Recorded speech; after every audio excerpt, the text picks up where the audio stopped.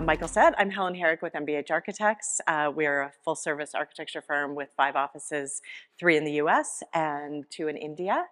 And I'm thrilled to be here today and so excited to talk to the panel. I'm going to let them each introduce themselves and then we'll get to it. Hi, everyone. Can't see any of you, but I know. lovely to be here. I'm Matt Bosserman. I lead retail design and visual merchandising for Capital One.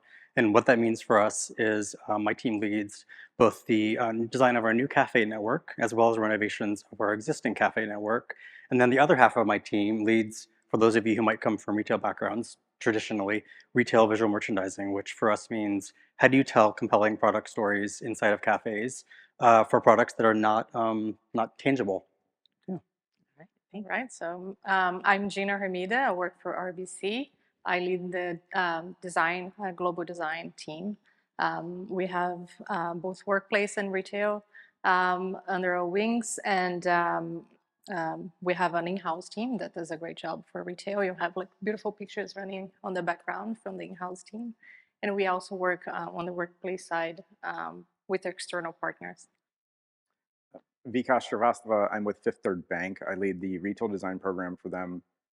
Includes everything from site plans all the way through, meeting with customers and employees, seeing how our product is doing out there in the market, as well as signage, everything retail related, essentially. All right, well, excellent. Well, our topic is the customer. Are they changing or are they not changing?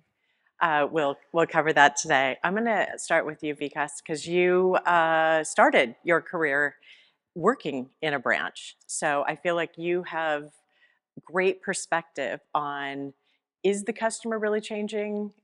Are they evolving? What's your thought there? I would say that we've done a couple things with customers. One is like we've entered new markets and put new buildings in these new markets. We've also got a full existing network of customers. And so when I started, I was in the branches. So I started as a teller, I was a banker, assistant manager, then went back to design school in order to do interiors and realized that like I'm back in the branches designing these spaces for the customer. And essentially like their needs really haven't changed. I feel like it's just really about their expectations of how they get served and how quickly, some of it's very quick, I want it now, and some of it's like I want to actually like sit down and understand something about it. So I think that in that respect they haven't changed, but there's a lot of like sort of expectations that have changed. Mm-hmm. Yeah. Gina, you look like you have Yeah, some thoughts there. I absolutely second that. Like the needs of banking have changed very little in the past 200 years, right? Like it's just the expectations and channels of communication and how we deliver things have changed immensely.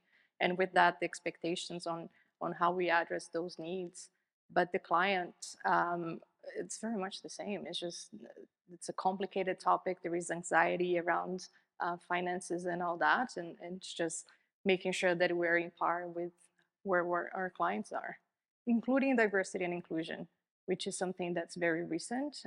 And we're all trying to figure out how we deliver that for our communities in a meaningful way. Yeah, we'll talk a little bit about the community piece here. We can pivot to that a little later, but you're right. How has that evolved? Matt, you guys have the cafes. Mm-hmm. Which is a little bit different. So, but do you feel like the needs of the customer are all that different? I mean, obviously you've taken away the teller lines in cafes, but is the customer still coming in to do the same thing that they were doing 20 years ago, 50 years ago? I mean, I can already tell this is not going to be a highly contentious, argumentative panel because we're very much kind of aligned, of similar minds. I definitely echo what both of you have said, which is that the fundamentals of what the customer is looking for, like why are they crossing that threshold, fundamentally aren't that different. They're looking for a place that is welcoming, a place where they can ask the hard questions, a place that doesn't feel intimidating. I think the difference is the bar is being raised, right? The bar of expectation of speed, seamlessness of the interaction, the way in which technology, which I know we'll talk about, is integrated in a way that feels authentic and feels frictionless is really like, those are table stakes from my perspective, at least for our customer base. So you've got all of this foundation of you must be excellent in technology delivery, you must be excellent in customer service that feels authentic and genuine and warm and welcoming. But the fundamentals are the same. It's just that the bar of expectation has continued to rise. We've had so much time to like develop a new habit that, and like you said, like we heard, I love Target. I love the way that I can go in the store, or I can go pick up something I've already ordered in the store. I can get in the parking lot. You can throw it in my trunk. However you want it. That's sort of the expectation that's been set. And just to add to that, I think part of the technology, which is one of the topics we're going to talk about, is the expectation that the staff at the branch will be able to troubleshoot some of the technology, right? Where our bankers are not prepared for that. So there is a little bit of I think, a gap on how we address our clients' technology needs as well, from educating as well as troubleshooting and making that a little bit more seamless than waiting in line for like an hour, right? Yeah, I mean, the technology piece, we can kind of pivot into that. And I was thinking and many of the speakers that we've heard over the last day, talking about technology, and if you think about all the technology that has stuck, what are we using? I mean, really, okay, well, ATMs, that was good. The mobile banking, online banking, all good. Other technology, I mean, we talked about ITMs, we talked about, different video this and video that. That doesn't really resonate. So it does seem that there's a theme that if it's technology that helps the customer and makes it more frictionless, that's great. The technology that's just like, ooh, we have this new bell or new whistle, doesn't seem to be important. I just wonder if have there been any other things outside of that within your companies that you feel like, you know what, this one may actually stick around. This one actually seems customer focused rather than, I think as we talked about on our pre-call, does it just increase the cost per square foot? Right. Yeah, which let's not do that. Well, I'll start Okay. there. Okay. And in fact, I'll lead with a little tidbit for those of you who don't know. Both Helen and I have some Capital One shared experience. And so we were kind of comparing notes earlier. And I think I'll start with what hasn't stuck, right? Yes. Maybe to talk about. I know, and he's being very kind because I was there at the beginning, and and so yeah, you can, Well, we were throw eggs at it. It's cool.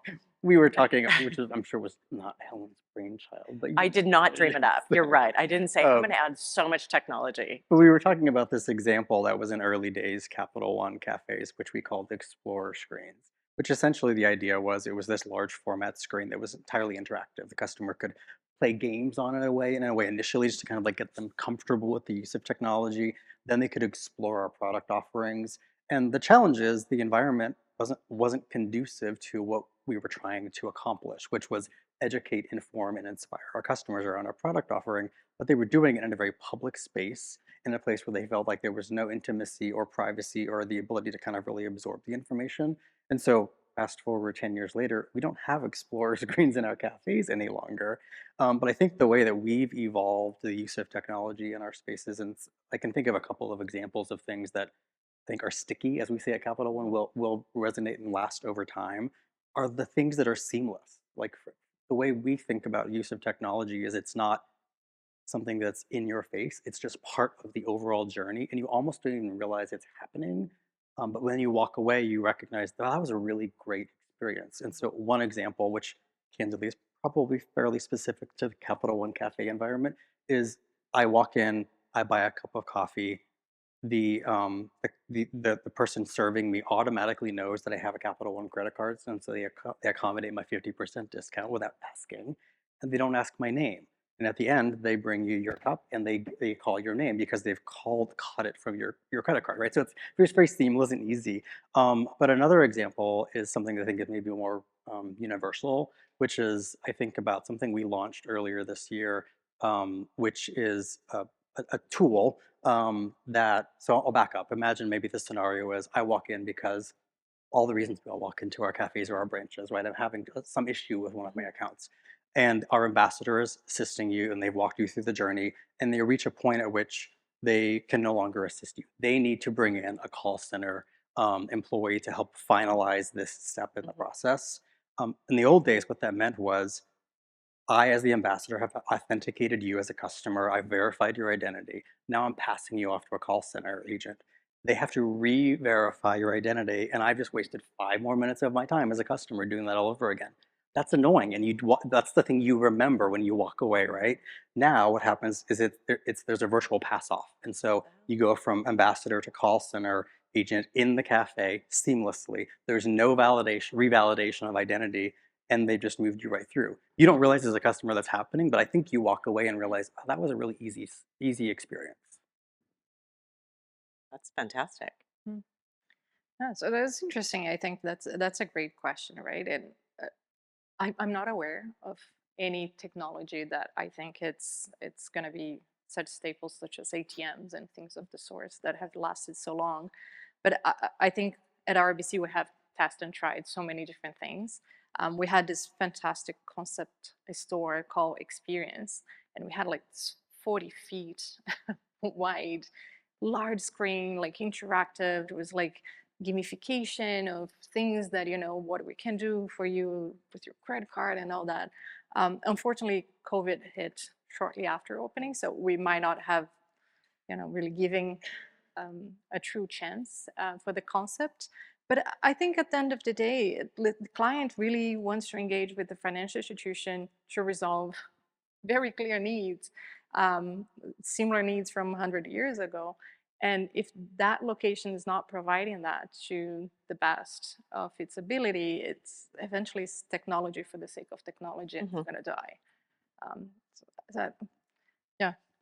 So when we started our initial studies of our newest prototype, we would ask the customers and employees, like, what do you want to have out of a new space? And one of the things was they wanted to be able to empower customers to be able to do their own things, and that meant let's put an ATM in the vestibules and in our lobbies and things like that. And then, but we'd also have one in the drive-through. So then, a year and a half later, we're looking at like numbers for ATMs, and like the lobby ATMs are barely getting used. And so it's a huge investment that you're putting into this building that may or may not like get used. And so we sort of eliminated those lobby ATMs.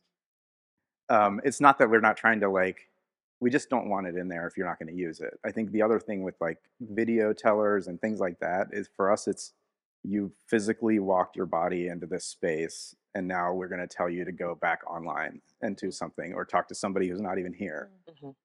Like my equivalent of that is like if you went to an open house or something, you're going to buy a house and you showed up, and then they gave you like a set of VR goggles, and they're like, now you got to walk through this place. So for me, it's like, I'm here, I want to talk to somebody. There's obviously like clear reasons why we're here, problem resolution, device guidance, doing transactions, whatever it is. But for you to have to be handed off or being like, okay, well, now you go do this over there, I think that's not the right experience. And for us to be a bank about relationships and things like that, it's not something that we want to send to our customers. Yeah, it does seem like the technology, it needs to help. It does seem the pass off is great. So certainly if you're connecting with someone, but you're not coming in to specifically do that. Yeah. Only if it really helps. I think there's a little bit about being really honest about what the technology is for. I think not the designers, but others in banks, quite often say, oh, this technology, this screen's going to be amazing. I think if we were just really honest with this screen is just going to animate the space and be happy with that, we would save a lot of money. But that's just my thought. So we'll pivot a little bit away from the technology. So all three of you have retail store design backgrounds, which seems like it's as banking has evolved, and there's that seamless experience. The seamless, what I have on my handheld talks to, I walk into the store, the branch, the cafe, and I have this, it has the same vibe that I had, which is a huge part of retail. There's a big drive to that. Do you feel like that is something that you're still exploring, or do you feel like you guys have aced it? How much interaction do you have kind of reviewing what your online image is with your physical image. I think I can start on that, and I guess the three of us work for very large organizations, and I think the trouble with this is that we're dependent on the delivery of so many different groups. So that seamless experience it's a massive work effort for from so many different across the organization, and I think that's where the challenge is. So you can plan for anything, but if your teams are not absolutely lockstep in, then that's not going to materialize. Um, and so we haven't nailed it yet, but we are always just striving for it. That's how I'd put it at RBC. Mm-hmm. I mean, I think it's similar at Fifth Third. I think that it's a big investment. I mean, I think anything technology related that you want to do, it's great for the next 100 branches that you do, but you've got 1,000 of them in the back that you can't really hit or implement some of these things into.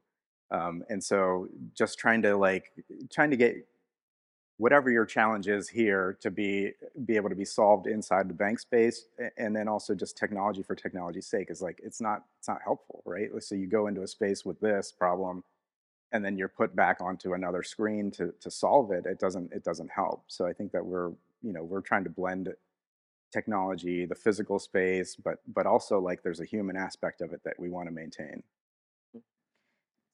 Before we in, Matt, just to talk about the seamless experience and also tying back into technology, I think there is a great opportunity in technology that's not necessarily banking, but it's absolutely essential to the human connection, which is in terms of, again, diversity and inclusion, particularly on disabilities, right?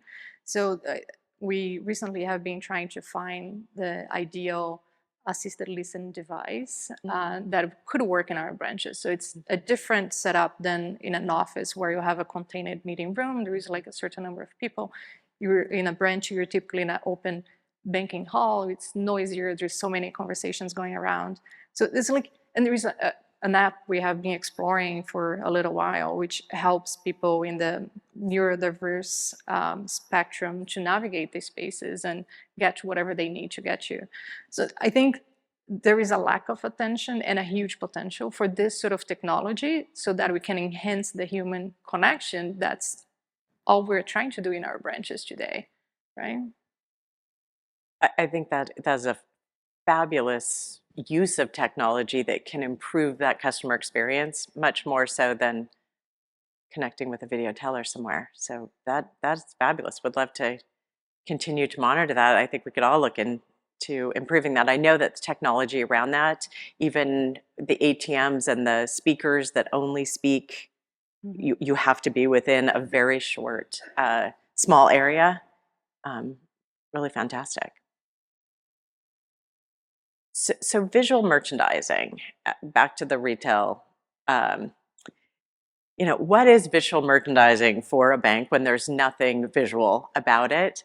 And how do you tell the story to your customers and make them feel part of your bank when there's no tangible thing? Well, I'll be happy to kick that one off because that is something we are actively defining for ourselves. When I joined Capital One, we essentially didn't have a team built around visual merchandising, and now we have an entire team built around that.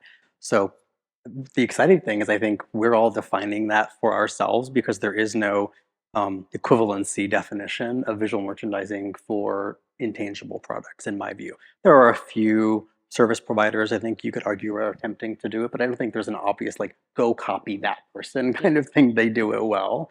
And I think my perspective here is that to your earlier question, Helen, like what are the fundamentals of retail that tie back to the experience we're creating? It's first and foremost about creating an emotional connection with the customer. Once you've given that environment that feels safe and comfortable, then you can engage with them in a way to understand what are your needs, what are you looking for, what products might we offer you that you don't even know that we have. Now, we have a great benefit that we have a really robust marketing program and commercials on every channel all day long, but it's remarkable that customers will walk into our cafes or our branches and not recognize that we offer our 3 different credit cards that have different programmatic offerings, or an airport lounge network, for example.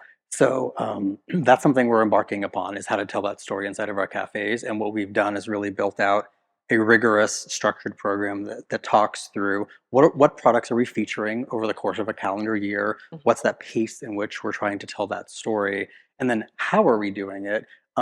This might be a contrarian conversation to have, I don't know. Yeah, let's But do it. I actually think that technology can be a tool, but is not the answer to engaging emotionally with the customer. We're actually doing quite a lot with analog. So like, I think old school retail visual merchandising, like things that are interactive and you can touch and you can feel and you can sit with, for example, for those of you who might wander into one of our cafes this summer, you'll see this, a travel campaign that really talks to like, what is the emotional connection? Like, why do I care that you offer me this credit card with this Lounge Network benefit? And how will I feel when I choose to sign up for their credit card and use that experience and use the Lounge Network? And what are all of the emotions around that? So I think in those ways, we can engage with our customers in a way that feels authentic and real and genuine and not feels like we're trying to sell them something. It's really rather about, here's an offering for you. If you're interested, I can help you understand more about it. I love the way you talked about creating the energy in the branch. I think there's something about that. The bank I bank with, who are not here, I verified. Their tagline is "the world's most exciting bank," and my husband and I go in and we're like, "I'm excited. Are you? I am." So you know, clearly, you can't just put a tagline on it. I mean, how do you create that energy in a branch? You know, I think we could go back to the people. The people are more important, but how can the design help with that? Yeah, absolutely. I think merchandising has such an important role to play around connecting with communities as well. So I think one size doesn't fit all. So like, how can we tailor merchandising to tell the stories that are relevant to that community, like from indigenous communities as well as, you know, to all types of diverse communities we have around, and really is the life of the party, right? Like, other than that, if you just extract all the merchandise, it becomes that sort of, in our case, a little bit of a gray background and some pops of blue here and there, but really is the tool that we leverage to tell our stories what's valuable in terms of products, to educate our clients as well. It's such an important tool. It sort of rounds out the space, doesn't it? It's sort of like it's the finishing touch to what you need in your space to make it feel like home, or whatever you're trying to make it feel like.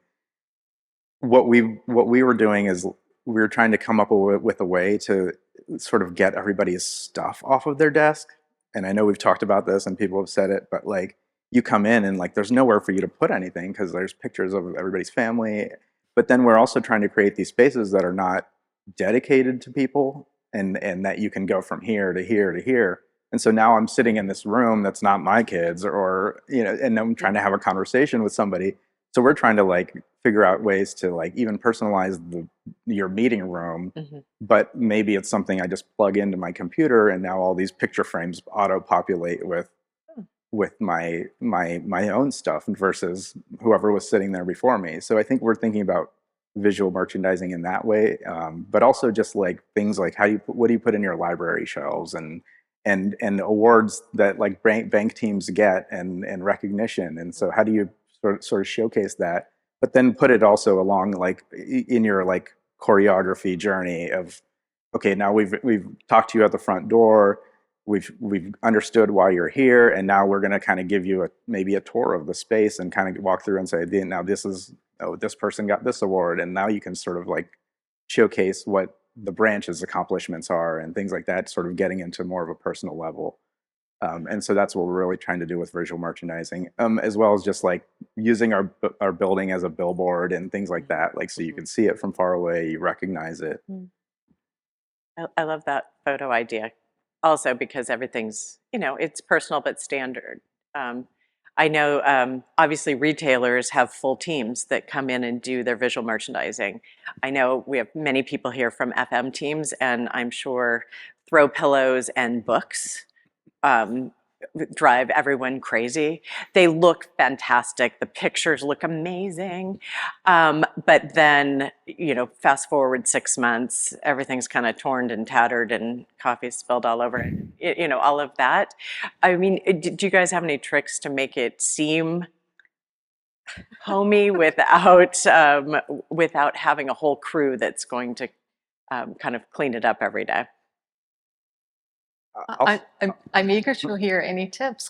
I know. I'll say that I came from a big box retailer department store, and we get, obviously our visual merchandising is way less seasonal. We're not changing it out like every quarter, but it also just doesn't get the abuse that some of those other places get. So I think that like the things that we're putting in sort of hold up a little bit longer than most. But yeah, I think that you're always deciding like, well, what color should this be, or what, because everybody's going to be grabbing it and touching it. And so I have no tips to give. I know. We'll start a chat thing. I really do think the hospital grade fabrics, there's been great progress in that, and love that. All right, well, let's move beyond that. We'll come back to that next year. If anyone in the audience has any tips, we'll take it. Yes, exactly. Maybe at the end, people can raise their hand. So Gina, you touched on community, and I think when we look at banks from centuries ago, decades ago, and in fact, even I shared this with Michael when we were first talking. I have my favorite bank scene from a movie, and it's Colin Firth from A Single Man. Beautiful. It's Tom Ford's first movie. I recommend you go see it. But he's sitting there and he sees his neighbor, and all of that is about, you come in and you see your neighbors and it's your community. As customers are coming in, there are fewer trips to the branch or the cafe now. How do you create that community and make the location part of the neighborhood, part of the neighbors? I'll start. I think it's really a three-part approach to being successful there. I think it starts actually with real estate strategy and real estate selection. Like, where do we want to be in this community that is accessible, that is inherently part of an energy that's already happening or is evolving to happen in that particular neighborhood? Our cafe network is a great example of like a pretty broad diversity of real estate locations. Think about Boylston Street in Boston. Think about Houston Galleria Mall inside of a mall in Houston. But they're all places in which there's activity and a diversity of community arrival. So if you start there, I think it's a great foundation. The second piece is, what is the infrastructure that we're providing? So, for example, we like probably all of us on this panel, I'm suspecting, offer some deaf version of what we call a community room, which is intended to be a space which is flexible, usable by nonprofit organizations in the community. That's great as a tool, but it's often in many environments sitting empty all of the time, right? So like, what is the secret to actually allowing that space to be used in a way that is valuable to the community? Then I think it's about the way in which our local teams engage. So if there's an authenticity, they're part of the community, they've come up in the community, they are networking with their own kind of own peer group, and they're building connections with local student groups, for example, because their daughter is in college and happens to be part of a student group. Like, those are the kinds of connections that I think happen organically and naturally, and then that spreads through the community if it's done in a way that's authentic and not sort of like putting a poster on the wall that says, come on and use our space.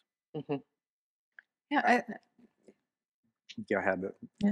I can't disagree with anything he said. I mean, the difference that we do is like, and it's different when you have an existing like network and you're building into a new market, but we try to do like a community room in a new market, but like maybe there's only one in a certain radius, and it also doubles as a training room. And so now we can train employees there when it's not being used. We can also bring the community in, but like, it's so much the branch team and the team, the boots on the ground, essentially letting people know that it's there. Mm-hmm. So if you don't know it's there, you're never going to use it. Or if you don't know that, I can just walk in or call and say, hey, I need that room for 2 hours. It's just unused real estate if nobody knows it's there. Yeah, 100% agree with that. I think it starts by asking questions, right? Like I think a part of having a large footprint of branches is that we have to be very operationally wise, and we tend to simplify. But if you really want to tailor to the community, you do have to ask, and you have to trust your boots on the ground on that.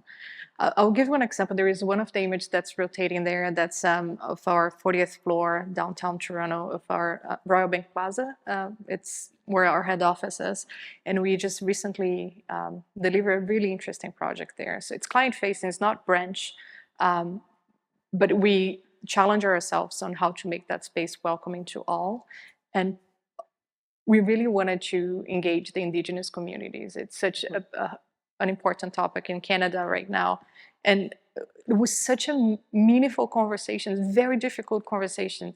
And there was moments where we had like 10 people on the phone and no one wanted to talk because you were afraid of choosing the wrong words or saying something that could be, misinterpreted. But those are very important conversations to have. And we delivered something that we're all proud of. We discovered, I didn't know we had such a engaged internal groups that are in the community, the Indigenous community, that led to something that we are so proud of. So I think it starts by asking questions and allowing the community really to be part of the process. Yeah, I do think, and sometimes there's just not time for this, but I think it's so valuable. The team that's going to be working in that location, they do know the neighborhood, and they should have a voice, because then we as designers can design something that will actually be used and enjoyed, and it will create that community. Whereas if we're like, "Ugh, we don't have time," they'll figure it out once we build it. It seems like then you end up with a lot of real estate that sits empty, which is obviously not making anyone happy. So that's great. I don't know how we do that. We could. I'm going to save this for a little later, but we can talk about our stakeholders and how we have these great ideas as designers, and you see how things work and they don't. But any little tips on, all of a sudden the CEO says, "I think we need to do X because that's going to be great," which usually sadly translates into, I think that will save us a little bit of money. But how do you educate your stakeholders on what you're seeing and the way people actually use the spaces, and what are the great ideas and what are the ideas that maybe need a little more exploration? For us, it was when we started rolling out our new prototype, it was really like we got everybody on board in the back end. But I also don't think that like when a direction comes from top down, it's like it comes in this way and then it hits us and it's like a jumble, right? So like we've got to figure out like how do you do it? What, who are the key partners to help you do something? What's the timeline on it? How much is it going to cost? So there's like a whole jumble of stuff, and then it's supposed to come back out like a straight line, and it doesn't always do that. So I think it's really like you've got to be like, okay, well, you want this, but here's what it's going to take to get to there, and here are the parts and pieces, and are you really willing to spend the time and the effort and the money to do it? And I think that when we've been doing this for a while now, and I think there's only been like maybe a couple of times where somebody's been like, we have to have it this way, and that's the way that it has to be, versus like everybody sort of knows our program and knows the expectation, what they're getting already. So I think we've sort of mitigated that as much as we can, but there's still going to be those outliers.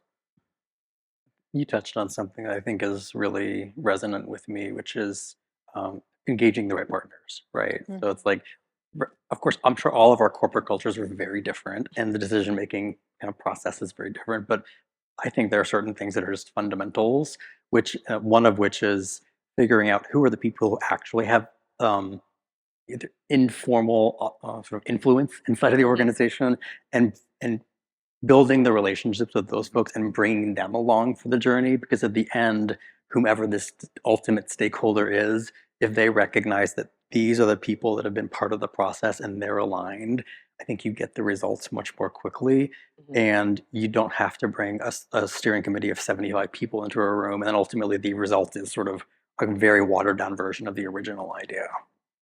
Yeah, absolutely. I think everything you guys have said resonate with me, and I find funny sometimes, someone will ask what my role is, and it's not really design; it's just stakeholder management. That's what we do day in and out.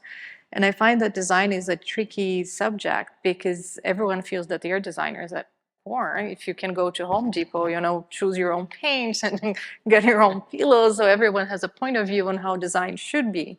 So the way I go around it's always tying back into the brand. Like, listen, you're very important. I'm listening to you. I'm going to take everything you're saying into consideration. But we are delivering for RBC. We are delivering for the brand, the aspirations we have, and how we want to present ourselves in the market. So it's just my most treasured stakeholder is the head of brand. That's where I go when there is discrepancies around the table. And that's the battle. I think having been in the branches also for in my scenario helps, because when people when you hear things from the branch, and if you give the branch time to talk, they will definitely talk, and they will tell you everything that they can think of that they don't like about your space or that they would change about it. And so I think having been in the branches, that sort of helps. Like, I understand the roles, I understand how long things take, I understand okay, now what you're supposed to be doing in your downtime, those types of things. And so that's sort of been helpful in designing the spaces, and also getting people to understand that I'm understanding what is happening in the spaces. And now also, if there's something that I don't understand, I will watch it on the security camera. Not that but I need to make sure that it's a true statement. Like, I need to verify what I'm hearing is a thing that's actually happening there. So so I will spend the day and I'll have it on a screen. I love the security. We were talking, there was a group of us at breakfast talking about the security camera, which fantastic design tool. Sure. A little creepy, but but right. If people, what are they saying versus what are they doing? Which we don't have a lot of time, but I did want to talk about, where do people really want to bank in your branches or your cafes? Do they want to sit on the couch? Do they want to stand at the bar?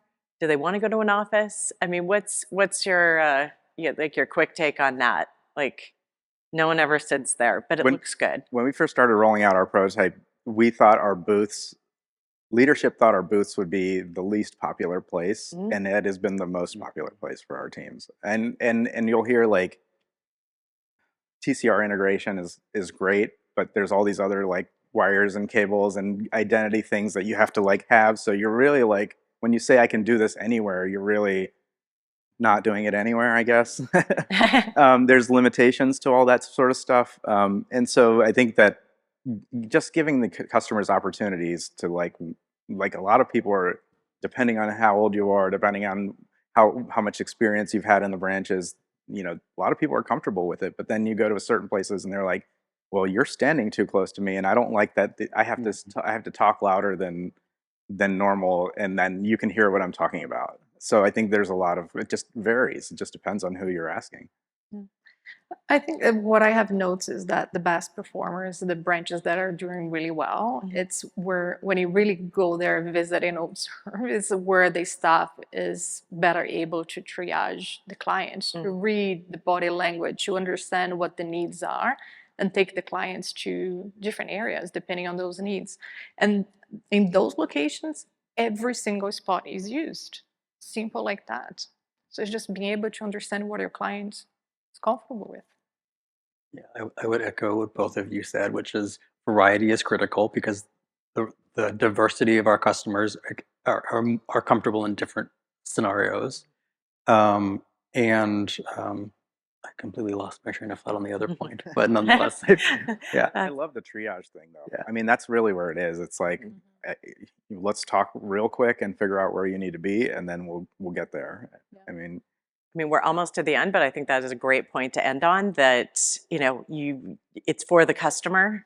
It's not for the banker, it's not for the designer, it's not for the CEO. It's where does the customer want to be, and we should listen. and watch them on camera, apparently. Thank you all. This was really fun. And thanks everyone for getting up in the morning after the Yeah. party. Appreciate it.